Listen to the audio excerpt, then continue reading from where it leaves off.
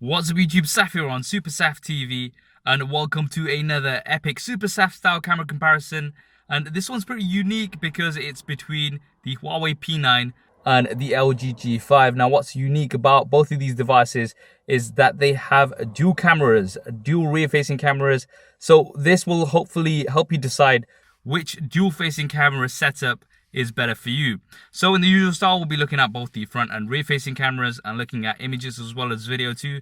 Do also look out for the audio icon in the corner of the screen, and that will indicate to you which device the audio is coming from. And I'll be switching between these two to give you guys a better idea of the differences in audio as well. So we're currently using the front facing cameras on both devices. We've got plenty of light coming in from outside my car. We're going to be heading outside doing some rear facing camera tests, and then we'll also do some low light indoor tests as well as outdoor tests. So do hit that thumbs up button and let's get straight to it.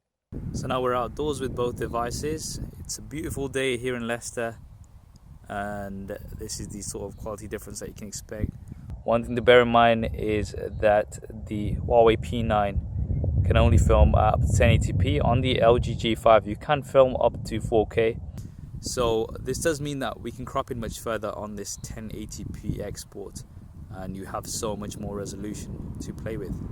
So now just to test out stabilization on both devices, it's going to be taking a bit of a walk. You've got digital stabilization on the P9, you've got optical image stabilization on the G5.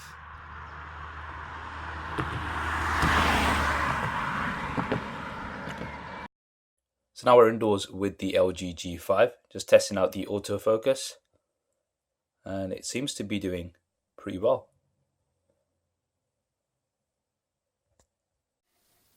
Now same lighting with the Huawei P9.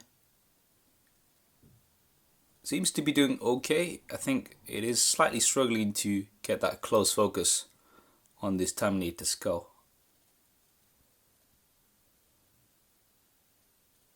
So that was the video. Now before we move on to some images, let's just go over the specs so you know what we're working with. We've got 8 megapixels on both the front facing cameras, although the G5 does have a wider aperture. Now for the rear facing cameras, this is where it gets very interesting because we've got dual cameras here on both, but very unique setups here. So for the LG G5, you have a primary 16 megapixel camera with OIS, and then you have a secondary 8 megapixel camera which has a super wide angle lens. Now with the Huawei P9, you have two 12 megapixel cameras, although one is an RGB sensor and the other one is a monochrome sensor. And these work together to give you a single image. And also some depth effects after the fact, which we'll also be having a look at. Now, all the shots that you'll be seeing in this test have been taken on automatic settings, so I've not tweaked anything to keep things as fair as possible. And if you want to customize the look of your LG G5 or Huawei P9, then definitely go ahead and check out our sponsor for this episode, which is Dbrand. Dbrand have a huge selection of quality skins which you can use to get a unique look for your devices. I'll be leaving a link to them in the description below, so definitely do go ahead and check them out. So starting off with some selfies, you can see that the G5 flips the selfie here, which you can switch off, but I just kept it all on default. I think both are doing a great job here. You've got lots of detail, but the LG G5 does have better dynamic range. If you look at the background, the Huawei P9 is blowing out those highlights, whereas the LG G5 is definitely maintaining those better. Going in 100%, the LG G5 does look a tad sharper. The P9 looks slightly softer. You might like that. Personally, I like to have a better detail, and then you can always use the beauty mode if you want to soften your image. Now moving on to a low light selfie. So this is under room lighting. The G5 once again doing a better job here. You've got better detail. The P9 is definitely looking quite soft. There looks like some software processing happening, and I think the wider aperture of the G5 is definitely helping here. You can further see this when we go in 100%. Now moving on outdoors, so a wide angle shot here. The LG G5 does have better dynamic range. Now this is because it does have HDR switched on. This was on automatic. With the Huawei P9, you actually have to manually switch on HDR. It doesn't seem like there's an automatic option for HDR. So just to kind of make things fair so we can compare, I did switch on HDR for the P9 just to see how much of a difference it makes. And I still do think the G5 has a better dynamic range.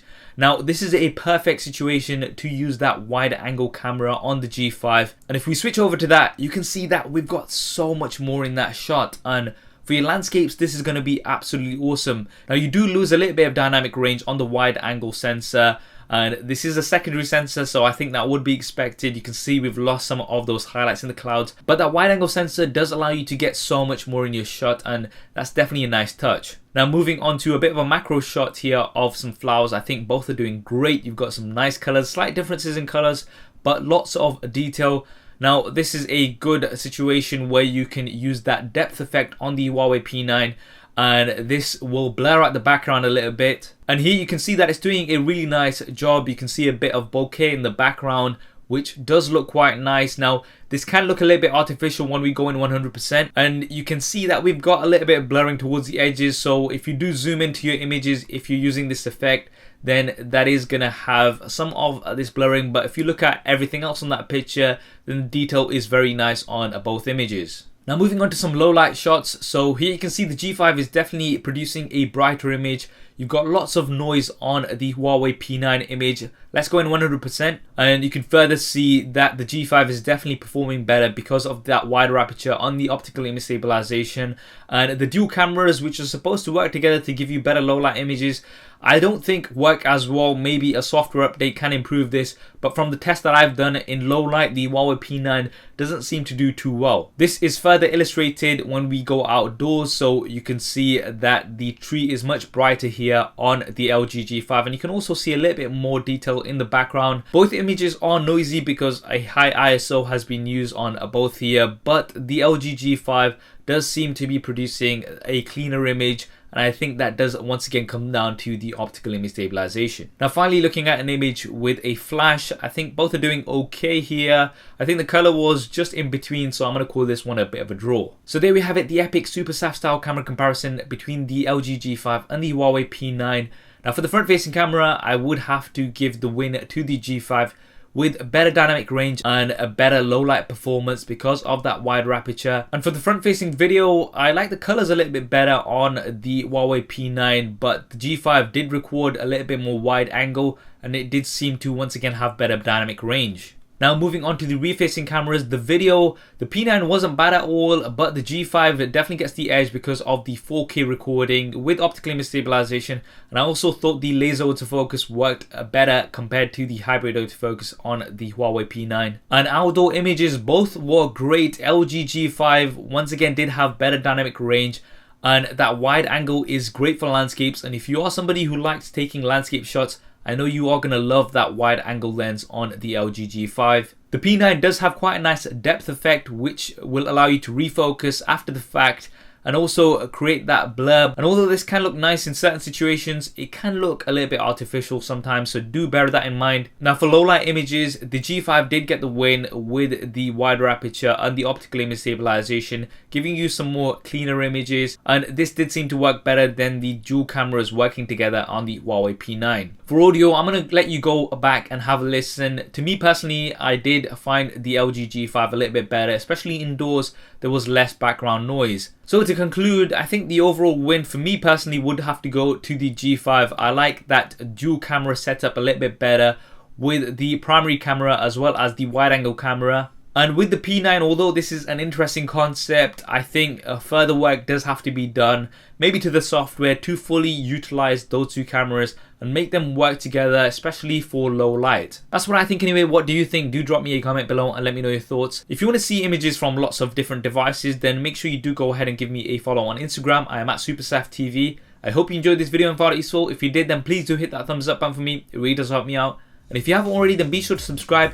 This is the place for the best camera comparisons on YouTube. Do not accept any imitations. Come for the original SuperSaf style camera comparisons. Thanks for watching. This is Saf on SuperSaf TV, and I'll see you next time.